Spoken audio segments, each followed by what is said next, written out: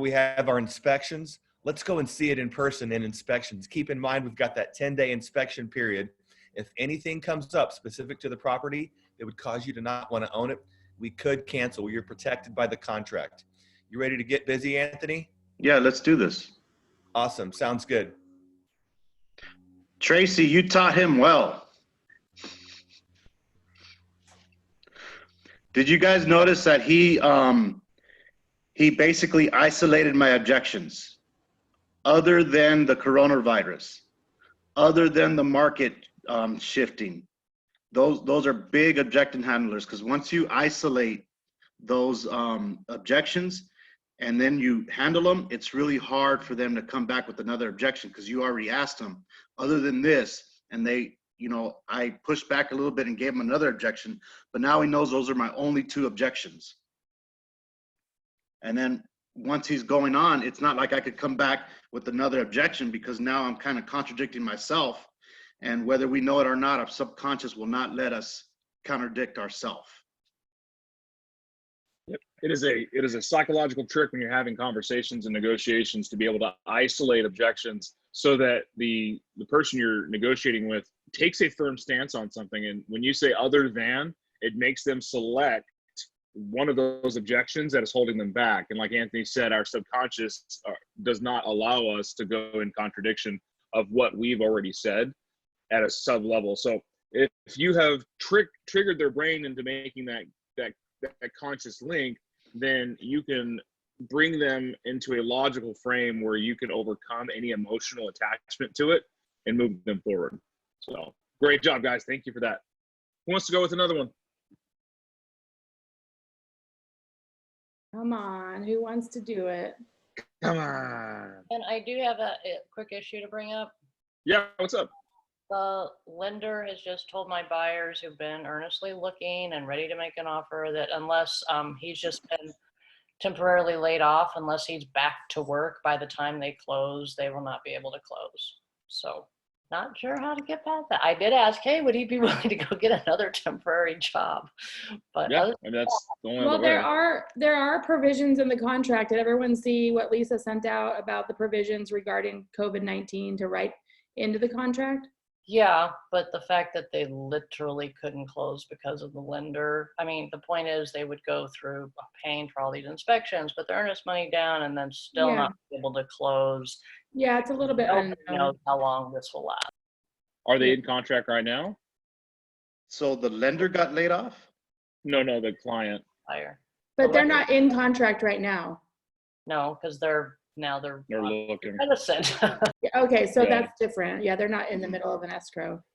Yeah, because Mara, at that situation, you need more leads. more leads. More leads. Jason Carlton's excuse. But no, to answer that question, you're kind of working with a situation where the buyer can't buy. There's three types of buyers: those who can and won't, those who can't, or those who want to but won't, those who want to but can't, and those who don't want to. Like that's the thing, is your clients you're going to work with is the ones that are looking at buying, because they're looking for things and stuff. Right now they've moved from a want to but can into want to and can't. Right. So unfortunately in that situation, we just need to, be their friend, keep a good connection with them and follow them through the process. Because, if you watch the news as deftly as my old man does, he's the economist of choice in this house right now, because he knows everything about this COVID-19 thing. And the president's asking for the country to go back to working for the next month. So You're cutting a out. little bit solid definition of what's to come, then the course of action for your client would just be kind of just, I thought, not good.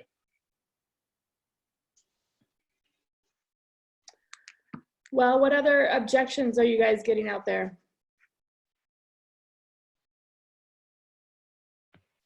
The other one that he just tried to handle, do you think the prices are going to go down soon? Should I just wait?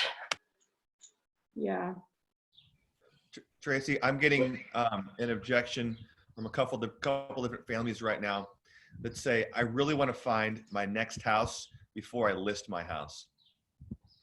Yeah. I'm So struggling I with would this. say to people that on the listing side, the script that I've been using is, I just made it up.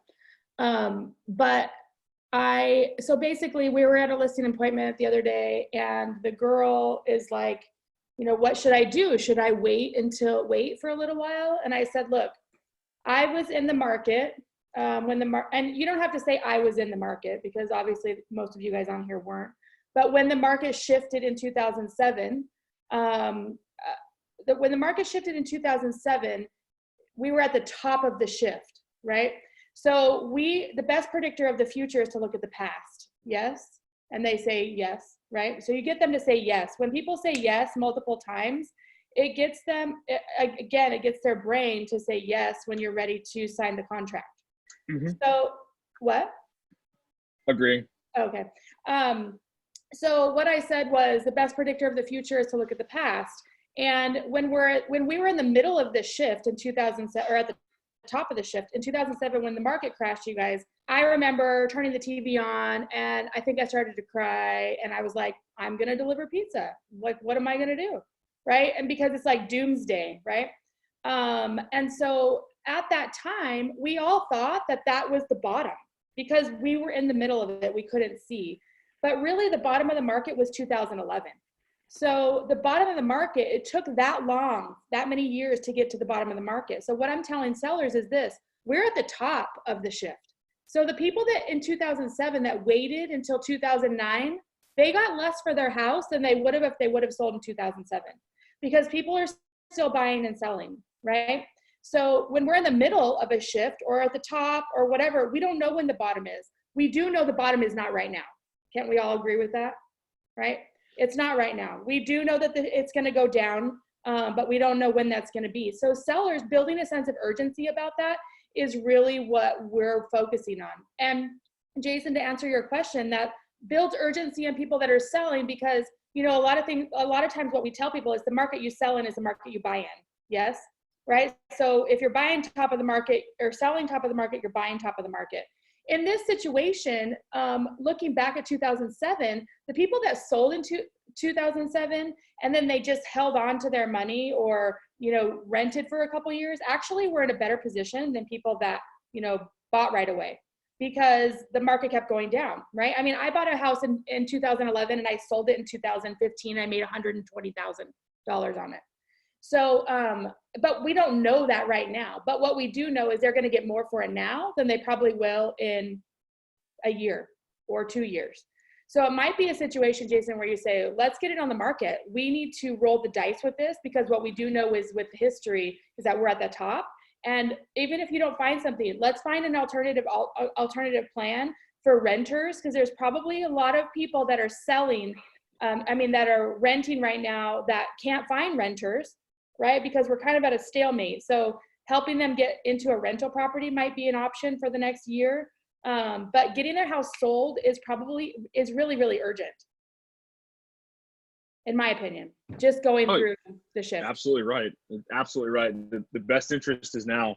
And to touch on the rental thing, I work with a lot of clients that are looking for rentals and landlords are freaking out. So they're not taking normal, you know, stripes when it comes to this. So the rental market's been super aggressive and people have a hard time renting. So go ahead. Oh, sorry. The other thing too is that an opportunity for there's going to be an opportunity for people that are renters or that are landlords that don't have a big portfolio. So let's just say they're small investors that have 1 or 2 rental properties that a lot of people have their equity or their cash on hand in properties, right? So it might be a situation where when you're calling your database and you're reaching out to them and you're asking them how you're doing, how can I help? Asking them if they know anyone that's has rental properties that's maybe having trouble renting them out or that would like to liquidate them that you could talk to because that's going to be a hot spot that's going to be coming up. There's going to be people that aren't going to be able to pay their rent. I know I saw that they just passed the $2 trillion, relief package. But how long is that going to take to trickle down to the average people? We don't know, right? And so there are going to be people that want to liquidate their rental properties. And that doesn't mean, obviously, that it's an opportunity, and I don't mean it, it's not about taking advantage of anyone. It's about helping, right? It's about coming from care, because they might not think, oh my gosh, I have 2 rental properties. I think they're probably not worth anything, but let's bring value. Let's help them make the best decision for their properties. So. Absolutely. Good stuff. Thanks, Tracy. This is why we like our mega agents. They're mega awesome. All right, guys, anything else? Any questions or anything? So, Anthony, you're on mute. We can't hear you. Were you talking? Oh, all right, cool. I thought you guys were cutting me off on purpose. Well, we might. the only Real meeting quick. forum we can actually silence Anthony on. Real quick, I don't know if you noticed, but every single time that Tracy said yes and nodded her head, all the screens were doing this. So make sure that you take that and run with it. Yes. Yes. That's a Non-verbal time- cues, guys, and we're just talking about is You know, when, yes, too. Very powerful. All right, guys. Well, I'm going to sign off. You guys go sell some real estate, and I will be in touch with everyone on this call. That's my team. I have like 4 people on here. 3. Yay. Heart, you guys. Tracy. Okay, bye, guys. thank you for your awesome. Am I still cutting out real bad, guys? No, you're doing good right now. Okay. I think Oh, you're that good. whenever somebody says that you're cutting out, Big Dan, what's happening is that their internet is buffering. I don't think it's you. Gotcha. I'm in the garage, so I don't know how well the internet works in the garage.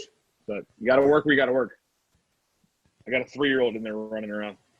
Hopefully he's not breaking things, but he hasn't come out here crying yet, so we're okay. Just let's go back to the nonverbal cue, like the anchor down, which is, it's super important when you're having a face-to-face conversation or a Zoom-like environment like we're doing now. You can do, like Jason says, those anchors. You can definitely answer your questions, and as you see other speakers in this company talk, you'll notice that when they have something they want you to agree to, it's probably a little bit more exaggerated. That's something that'll really help you out in just conversations with people and gaining engagement. That isolate the objections, get them in agreement. So asking yes questions, you know, is this the house that you like? Is this the neighborhood you want to live in? Is this the price point that you and I discussed? Great, let's sign the contract. And then as you're doing so, you're asking this question, is this the house that you like? And wait for an answer. Is this the neighborhood that you like? And wait for an answer. Is this the price point that you and I discussed? Wait for an answer. The one thing that sales professionals do to shoot themselves in any negotiation is they give the answer. So when you ask a question, how many times have you asked a question and gave them multiple choice question answers? So what's important is when you're asking questions and you want to gauge agreement, or you want to feel out somebody where they're at, you want to ask questions and then shut up. Listen for a response. Get them to answer the question instead of going, so what are you looking for in a house? A 2-bedroom, a 3-bedroom? A pool, a backyard? Is that question as dynamic as going, so tell me, what's important to you about a house? And then sit back and allow them to respond. Hey, Dan, have you ever read the conversion code? I have. You have? One of the things I really like from that book is a script where you basically ask them 4 questions that you know that they'll say yes to. For example, is this a square footage match up with what you're looking for? Is this the neighborhood that you were hoping for? You know, do you like this pool, and do you like this layout? And then you say, great, this is what it looks like to move forward. You're going to write a check for $2,000 for your earnest money. I'm going to prepare the contract. I'm going to send it over to you, let you review it, and then we'll get on a call and we can go through any questions that you might have. Sound good? That's a closing script from that book that reminds me of what you were just saying that I really like. Yeah, so that the multiple yes agreement comes from a couple different sales technologies. You know, Traver Technology, which is a huge phone training company, Car Sales Technologies, Grant Cardone Technologies, the conversion code, gaining agreement, negotiating between the wins, and they all have the same basic understanding of gaining agreement because people, when you're in agreement with them, will do what you need them to do. That's our abilities to control the environment, our abilities to control the situation, and our abilities to control the deal all hinge on our ability to control our client. We control the conversation. We control the questions we ask because we need to have the right answers. We don't want to ask them something that's going to instantly put them in a negative headspace because that's going to take them out of the ether. We talked about that yesterday a little bit, right? Keeping them in the ether, keeping them in the mindset, in the frame of mind that's excited, that's jovial, that's it's just ready to rock and roll and do what needs to what needs to be done so they can get where they want to go. And that's on us to keep them in the ether. So you want to ask questions that keep them in that positive head frame. You know, is this the neighborhood you like?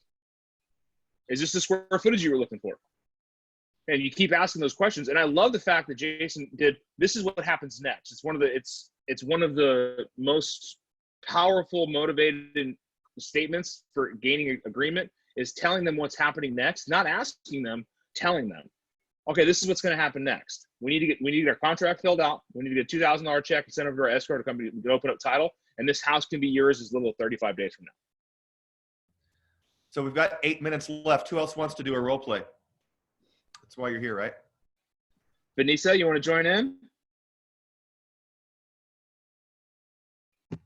So, okay, so maybe you can help me. Yesterday, I lost a buyer, had already put in a contract and got counter offered cash buyer. And after I sent over the counter offer for him to sign and resend back, he called and said, we're going to cancel.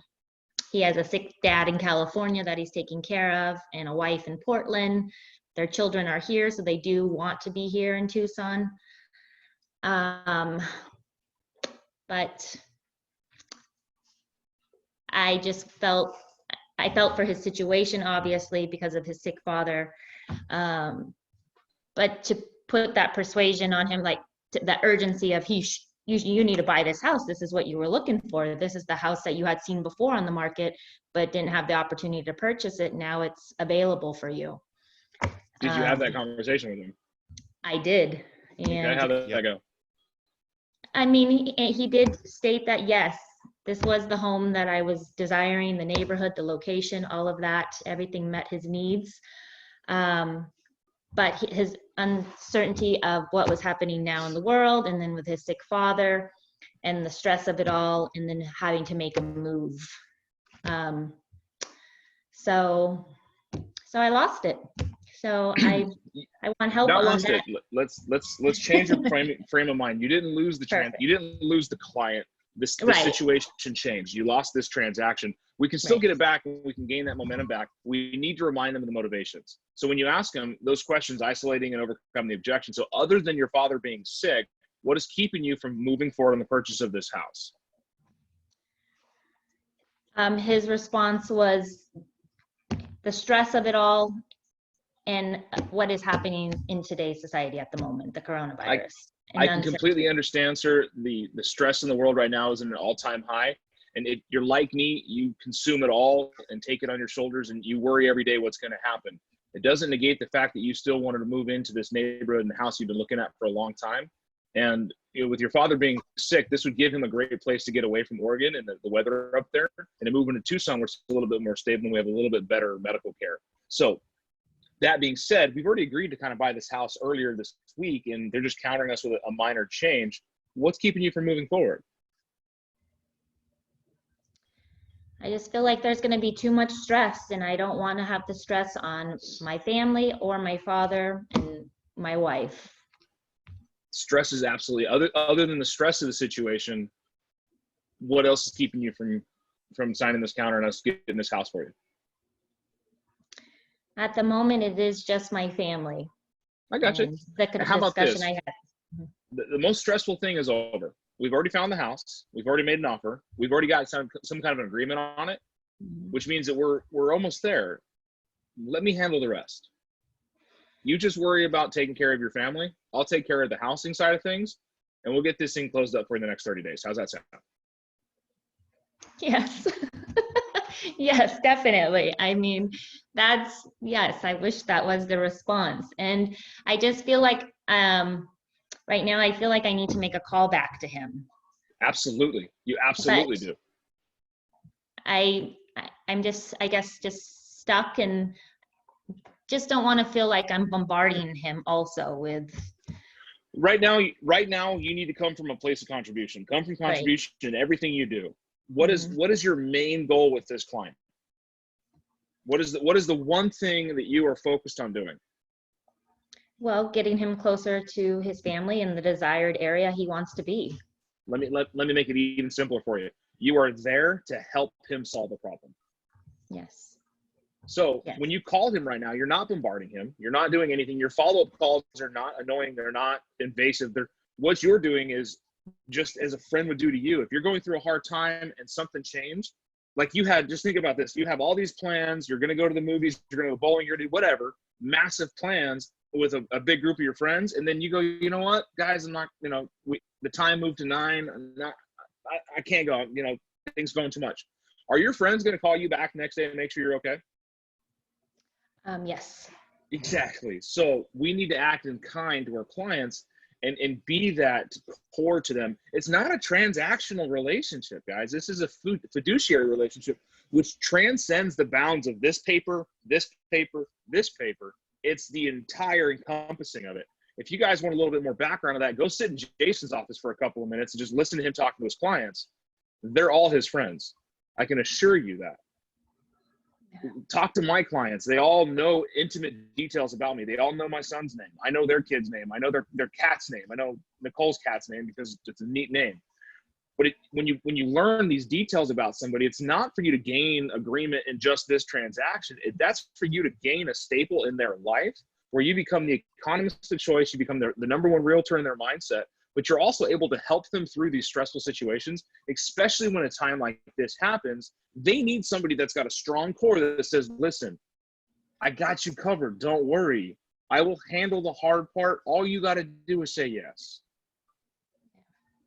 Now that he's super stressed out and his dad's sick and everything like that, like I completely understand the situation. That's why I moved back to Tucson. My dad was real sick. My mom was real sick. So I'm here. I had friends in Denver reach out to me. Are you doing okay? What's going on? People I've sold houses with and bought cars with. And I remember that engagement. And those are still people that I value their opinion. So if you reach out to them and just check on them, hey, I just want to make sure you're doing okay. Yesterday was kind of a stressful day. Want to, see where your head's at. Let you know that I'm thinking about you. I care about you. And I'm here to help answer any questions. What lingering questions do you have about the situation? That's the kind of the calls you can have. And that really takes it from a point of just a transactional relationship, like, well, deal's gone, I'm out, bye, to solidifying that you may have lost this one. We might be able to get it back if change of mind happens today, but we definitely have the opportunity to save that client forever. And we're in the business of forever. We're not furniture salesmen. We're not car salesmen. We're in the business of forever. So I want you guys to keep that in mind. We're not here to sell one house. We're here to sell them all, right? Who wants to have a client that you've sold 15 houses to? A client that you've sold generation to generation to generation house to? That's what I want.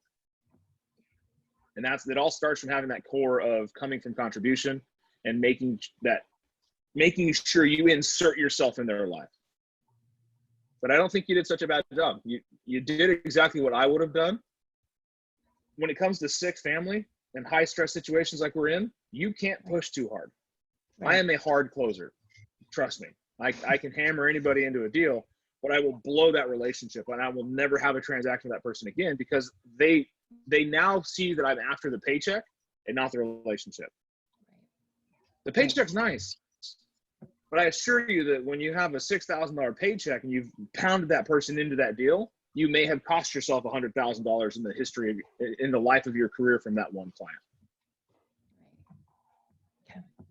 All right. Well, I will. Calling him? He looks scared. I'll call him. No, we built the rapport, so I have that with him, even though it's over the phone because he's in California. But Good. Yeah. So I will be giving him a call here shortly. So like Jason says, we can't motivate people. We can only tie them to their why, tie them to their motivation. So guys, thank you so much for joining me this morning. I hope to see you guys all tomorrow. join in, awesome faces. And as always, go out there and do great things. It is a great day in Arizona to be a real estate agent. So if you need me, call me, text me. I'm here for you. Thank you, Dan. Thank you. Thank Bye. you. Bye, guys. Thank you.